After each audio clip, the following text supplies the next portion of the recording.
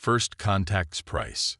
The message arrived on a Tuesday, not through the sophisticated quantum arrays that powered humanity's interstellar communications network, nor through the subspace relays that kept Earth's colonies connected. Instead, it came through an ancient radio telescope in Chile, one that had been listening to the stars for over a century. Dr. Sarah Chen was the first to notice the anomaly in the data stream. She had spent 15 years at the observatory, most of that time sifting through the cosmic background radiation for patterns. But this was different. The signal pulsed with a regularity that couldn't be natural, carrying with it a warning that would change humanity forever. "Director Matthews, you need to see this," she called, her voice steady despite the trembling in her hands. The signal continued its rhythmic dance across her holographic display, each pulse growing stronger. The facility's director arrived minutes later, his weathered face illuminated by the soft blue glow of the monitors. "What have you found, Sarah?" "It's coming from Proxima Centauri," she explained, adjusting the visualization. "But it's not from our colony there. The signature is alien, and it's a warning." The message itself was simple, encoded in mathematical sequences that transcended language barriers. "They are coming. They feed on worlds. Hide." Within hours, the highest levels of Earth's government were aware. Within days, the first reports started arriving from the outer colonies. Silence. One by one, humanity's furthest outposts went dark. The Galactic Council's response was swift, but not in the way Earth had hoped. Their massive ship appeared in orbit without warning, a crystalline structure that dwarfed humanity's largest space stations. Their message was clear: Earth was too primitive, too young to have a voice in galactic affairs. The disappearance of a few colonies was regrettable but not unprecedented in the cosmic order. Admiral James Rodriguez stood before the Council's holographic representatives, his decorated uniform a stark contrast to their ethereal forms. "You don't understand," he argued, his voice echoing through the United Nations chamber. "These aren't just colonies going dark. These are entire worlds going silent. Millions of lives at stake." The Council's prime speaker, a being of pure energy contained within a translucent shell, responded with what might have been pity. "Your species is young, Admiral. You see threats where there may be natural phenomena. The galaxy is vast and mysterious. Not everything requires military intervention." But Rodriguez had seen the data, had watched as colony after colony went silent. More importantly, he had seen the pattern. Whatever was out there wasn't just attacking randomly. It was learning, adapting to human defenses with each encounter. Back in her observatory, Dr. Chen made another discovery. The warning signal wasn't just a message, it was a key. Hidden within its mathematical structure were fragments of technical data, specs for technologies far beyond human understanding. But they weren't complete. It was as if someone had deliberately left gaps, spaces for human ingenuity to fill. Earth's response was unprecedented. For the first time in human history, every nation, every corporation, every scientific institution united behind a single purpose. While the Galactic Council dismissed their concerns, humanity began to prepare. They converted entire asteroid belts into automated factories. Deep beneath the lunar surface, engineers worked tirelessly to integrate the alien tech fragments with human innovation. The Mars colonies became training grounds for new tactics, new ways of thinking about space warfare. The Council watched with growing concern as humanity's activity increased. Their observers noted the stockpiling of resources, the sudden advances in technology, the military exercises that seemed to serve no purpose. But each time they questioned, Earth's representatives provided reasonable explanations: mining operations, scientific research, routine defense drills. Then came the day when Proxima Centauri itself went dark. The Council's representatives appeared again, this time with urgency in their ethereal voices.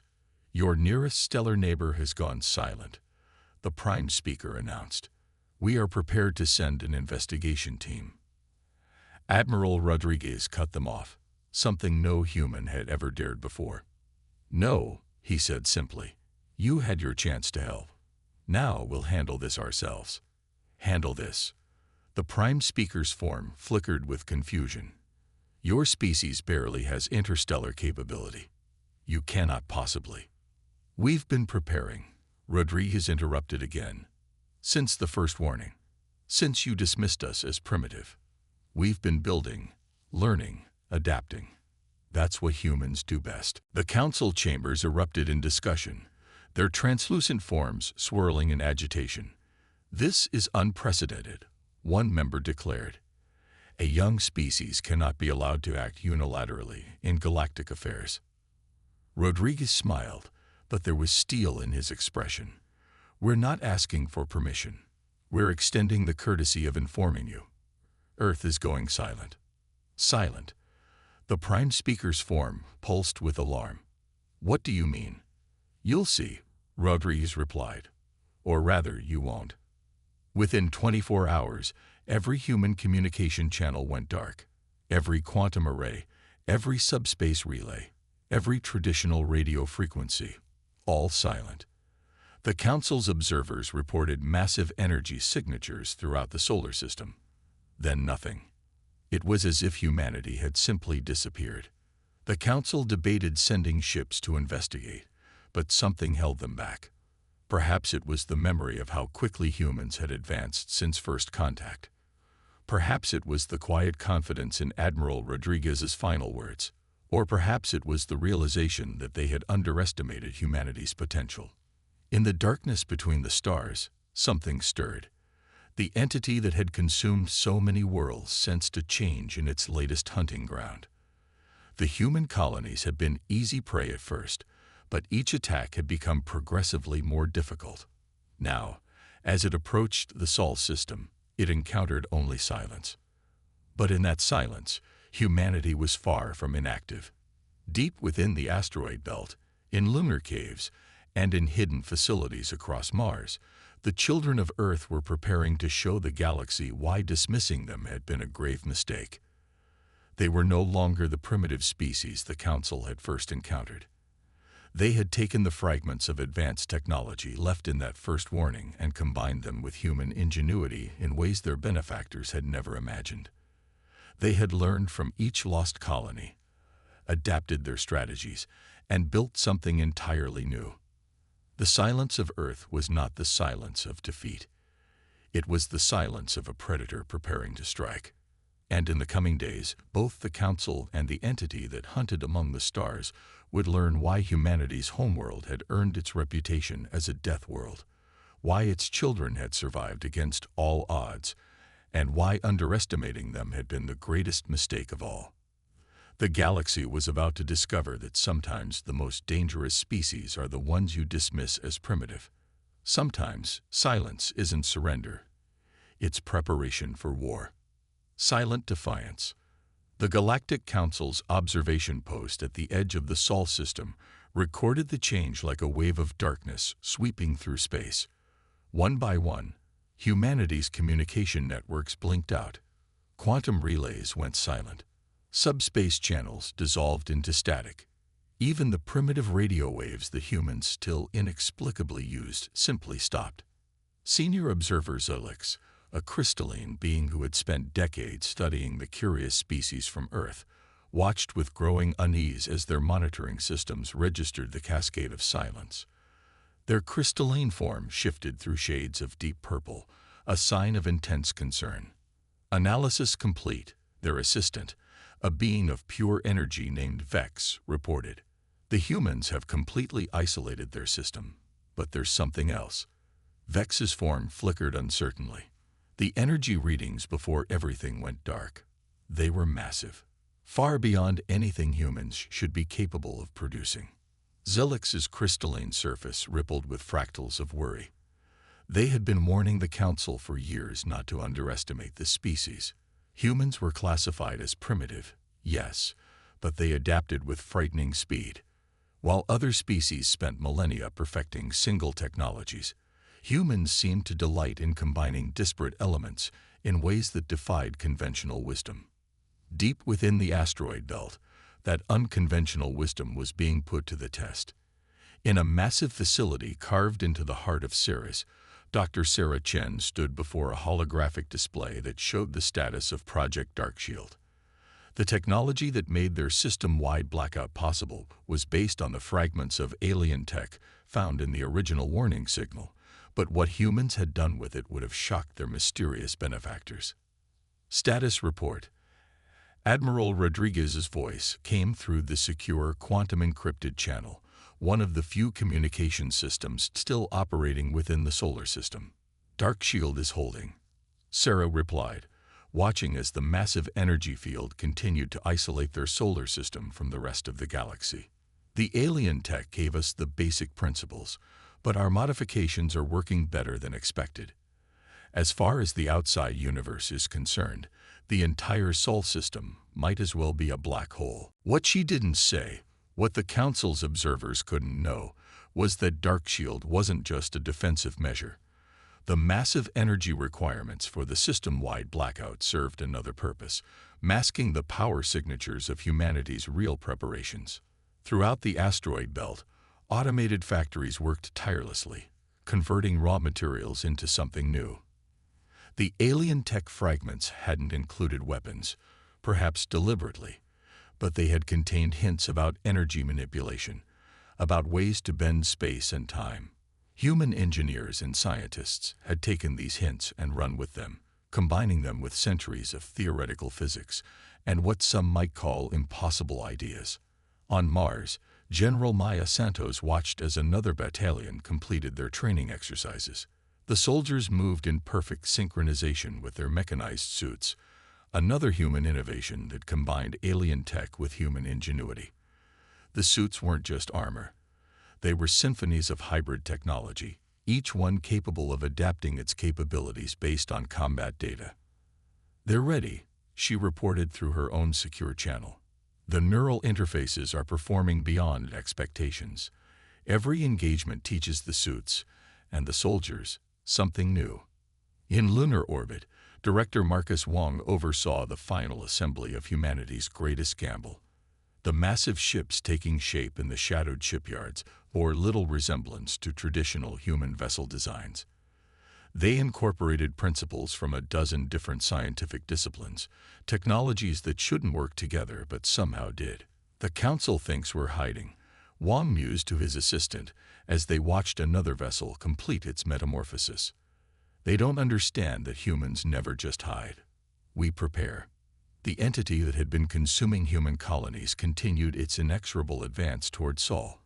Each conquered world had made it stronger, had taught it more about how humans fought, how they thought.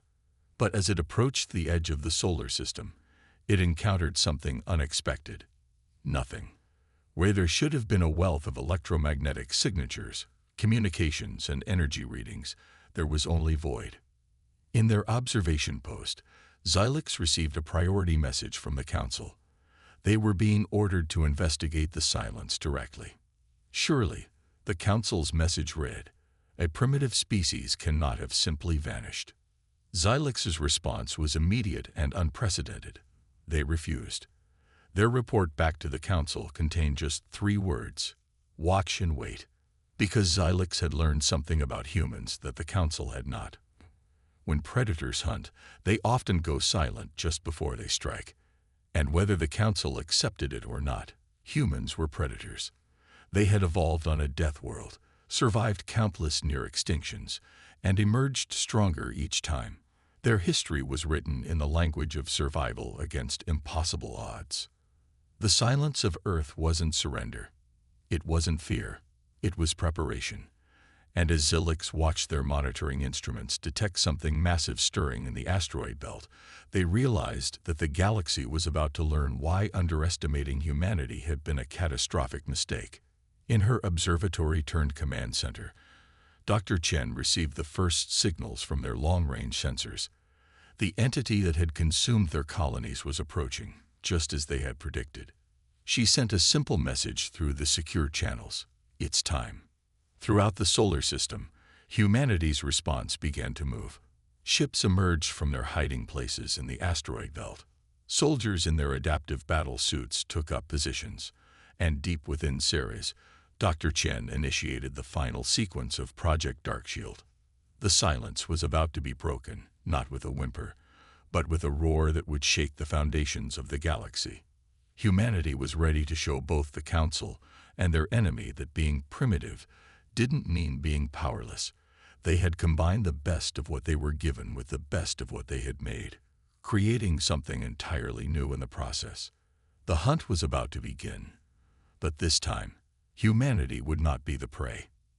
The hidden fleet, the entity that had consumed countless worlds, encountered something it had never experienced before: fear. As it approached the Sol system, its vast consciousness registered the unnatural void where a civilization should be.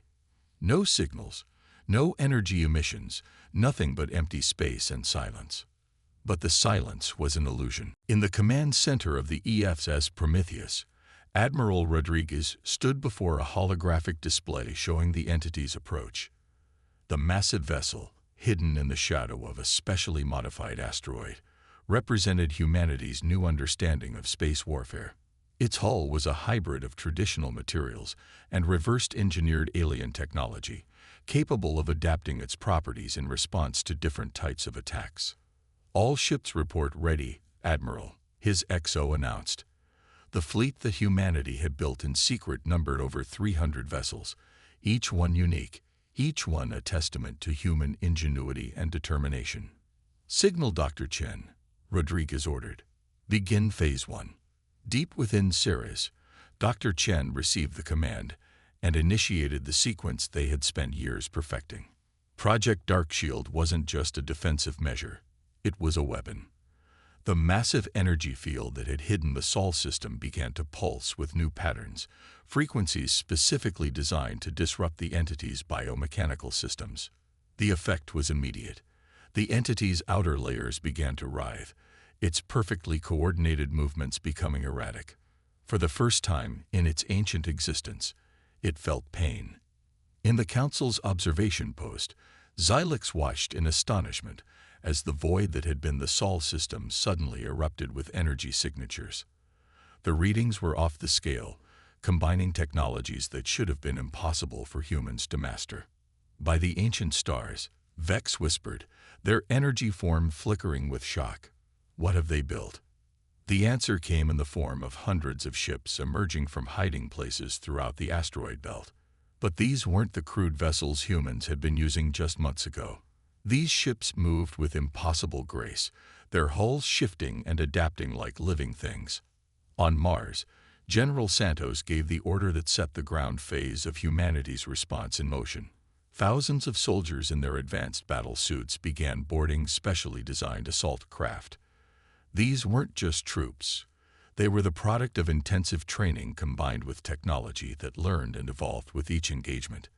"Remember," Santos broadcast to her forces, "everything we've built, everything we've trained for, has been leading to this moment. Show them why Earth is called a death world." The entity launched its first attack, sending waves of biomechanical drones toward the human fleet. It was a strategy that had worked countless times before, overwhelming its prey with sheer numbers. But this time was different. The human ships didn't scatter or attempt to dodge. Instead, they formed into precise formations that seemed to make no tactical sense until the drones came within range. Suddenly, the space between the ships lit up with webs of energy, creating killing fields that shredded the enemy forces. Neural network performing as expected. Director Wong reported from his command post in lunar orbit. The formations weren't just tactical patterns, they were part of a larger system, each ship acting as a node in a vast, adaptive defense network. The entity reeled, losing thousands of drones in seconds. It attempted to adapt, to learn as it had always done. But the human defenses were changing too quickly, evolving faster than it could analyze them. For the first time, it was facing prey that learned faster than it did. In the council chambers, the emergency session was in chaos. The energy readings from the Sol system were beyond anything they had thought possible for such a young species. More concerning were the techniques being employed. Humans weren't just using advanced technology, They were using it in ways that defied conventional understanding. They weaponized evolution itself, one council member observed with a mixture of horror and admiration. Their ships, their soldiers, everything they've built is designed to adapt and improve during combat. The entity launched a second wave, this time targeting what it perceived as weaknesses in the human formation. But the gaps in their defense were traps, carefully designed killing zones that used the entity's own attack patterns against it. More drones were lost, and worse, the humans were clearly learning from each encounter. Admiral Rodriguez watched as the battle data flowed through the Prometheus's neural network. Each engagement, each attack and counterattack, was being analyzed and shared across the fleet. Ships were already implementing improvements based on the combat data, their weapons and defenses becoming more effective with each passing minute. "Launch Phase 2, he ordered. The human fleet began to advance, not in the rigid formations favored by the council races, but in fluid, ever-changing patterns that made targeting individual ships nearly impossible. The entity found itself being pushed back, forced to defend against attacks coming from directions it couldn't predict. Dr. Chen monitored the data streams from her command center, watching as Project Darkshield's energy field began to synchronize with the fleet's attacks. The technology they had built wasn't just about hiding or fighting. It was about evolution, about becoming something more than they had been. "Send word to General Santos," she commanded. "The entity's outer defenses are weakening. Prepare for boarding operations." As the massive assault craft broke away from Mars orbit, carrying their cargo of enhanced soldiers toward the battle, the Council's observers finally understood what they were witnessing. This wasn't just a battle. It was the emergence of something new in the galaxy. Humans hadn't just prepared for war. They had transformed themselves into something unprecedented. The entity, ancient and powerful as it was about to learn why dismissing humans as primitive had been its final mistake. Because humans hadn't just built weapons, they had built weapons that learned, ships that evolved, and soldiers who adapted. They had taken the basic principles of their own evolution and weaponized them on a scale that would change the galaxy forever. The real battle was about to begin, and humanity was no longer prey. They had become something else entirely, predators who had learned to hunt in the dark. Breaking point. The void between Earth and Mars erupted with light as General Maya Santos led the first wave of assault craft toward the entity's wounded mass. Through the neural interface of her battle suit, she could feel the rhythmic pulse of the vessel's engines, the steady heartbeat of hundreds of enhanced soldiers ready for combat. They weren't just troops anymore. They were the apex predators of a death world, armed with technology that made them something more than human. "First contact in 30 seconds, her suit's AI announced, its voice a calm counterpoint to the tension filling the assault craft. Entity's outer shell showing signs of biological and mechanical stress. Optimal breach points highlighted. The entity, vast and ancient, sensed their approach. It had consumed countless civilizations, adapted to countless weapons, but these humans were different. Their attacks didn't follow any pattern it could recognize. Every time it thought it had understood their capabilities, they changed, evolved, became something new. In desperation, it unleashed its most devastating weapon, a wave of nanoscale machines designed to infect and corrupt both biological and mechanical systems. Against any other species, it would have been the end of the battle, but humanity had been preparing for exactly this moment. "Nanite swarm detected." Dr. Chen's voice came through the secure channel, initiating Chimera protocol. Throughout the human fleet, ships and battle suits began to change. The hybrid technology that powered their defenses shifted, creating electromagnetic fields that didn't just block the nanites. They reprogrammed them. It was another innovation born from the fragments of alien tech combined with humanity's understanding of artificial evolution. The entity recoiled as its own weapons turned against it, the reprogrammed nanites beginning to break down its outer defenses. The assault craft struck in that moment of weakness, their enhanced hulls burning through the entity's weakened shell.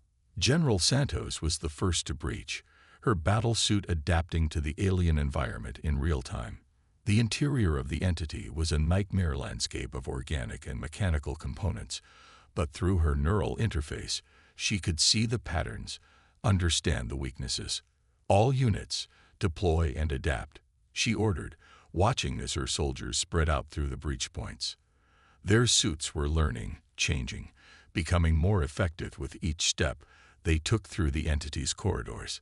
In lunar orbit, Director Wong monitored the battle through the neural network. The data flowing from the ground forces was being analyzed and distributed across the fleet, making every ship, every soldier, more effective with each passing moment. "The entity is attempting to seal the breaches," he reported to Admiral Rodriguez. "But our forces are evolving faster than it can adapt. We're winning." The Council's observation post had become a hub of frantic activity. Zilix watched in fascination as their instruments recorded the impossible, human technology that didn't just operate, but evolved during combat. It violated every principle of conventional warfare, every assumption about how young species should develop. "We were wrong," Zilix transmitted to the Council. "We weren't observing a primitive species. We were watching the birth of something new." Inside the entity, the battle had become a lesson in evolutionary warfare. The human soldiers moved like predators, their suits adapting to each new threat they encountered. When the entity tried to flood compartments with corrosive gases, the suits developed filtration systems. When it attempted to use electromagnetic pulses, they evolved shielding. But the entity had one last defense, a desperate gambit that had never failed before. Deep within its core, it began to split its consciousness, preparing to abandon this form and escape as it had done so many times before. Dr. Chen detected the energy shift immediately. "Admiral, the entity is attempting to transfer its consciousness. If it succeeds, it could escape and rebuild." "Not this time," Rodriguez responded. "Initiate final phase." Throughout the Sol system, Project Darkshield's energy field began to change. The very space around the entity started to warp, creating a prison from which there could be no escape. It was the ultimate expression of humanity's new understanding of physics, the ability to manipulate space itself. The entity's consciousness, for the first time in its ancient existence, knew true panic. It could feel itself being trapped, contained by forces it couldn't comprehend. Every attempt to escape was met with new barriers, new limitations it couldn't overcome. General Santos and her forces reached the entity's core just as the containment field stabilized. The chamber was a marvel of alien engineering, a blend of organic and mechanical systems that had evolved over millennia. But against humanity's adaptive technology, against soldiers bred on a death world, and armed with weapons that evolved in combat, even this ancient wonder was vulnerable. "Target acquired," Santos reported, watching as her soldiers began to plant the hybrid charges they had developed specifically for this moment. Preparing for final termination, the entity, trapped and desperate, tried one last time to communicate. It broadcast images of the civilizations it had consumed, offering to share their knowledge, their technology. It promised power, immortality, everything it thought these primitive humans might want. Admiral Rodriguez's response was transmitted through every channel, in every frequency the entity could receive. "We don't want what you've stolen. We've built something better." The charges detonated, but they didn't just explode. They evolved, their destructive potential adapting to the entity's attempts to survive. Layer by layer, system by system, the core began to fail. As the entity's consciousness finally began to fade, its last thoughts were of confusion. It had encountered countless species, consumed countless worlds, but none had ever fought back like this. None had ever turned evolution itself into a weapon. The humans hadn't just defeated it, they had outvolved it. In the council chambers, the emergency session had fallen silent as they watched the data streams from their observers. The humans hadn't just won a battle. They had changed the fundamental rules of warfare. They had proven that being primitive didn't mean being powerless. It meant having the potential to become something more. Evolution's answer. 3 months after the entity's destruction, the Galactic Council convened its largest assembly in 10,000 years. Representatives from every spacefaring species gathered to discuss what many were now calling the human revolution. The council chamber, usually arranged in rigid hierarchical tiers, had been redesigned at humanity's insistence. Now all species sat as equals. Admiral Rodriguez stood at the center of the chamber, his weathered face illuminated by the light of 1,000 alien worlds projected on the walls around him. Dr. Chen and General Santos flanked him, their presence a reminder of how humanity had combined scientific insight with military precision to achieve the impossible. "You have changed everything," the Prime Speaker began, their energy form pulsing with complex emotions. "Our oldest records speak of the entity. For millions of years, it consumed civilizations, adapted to every defense, survived every attack.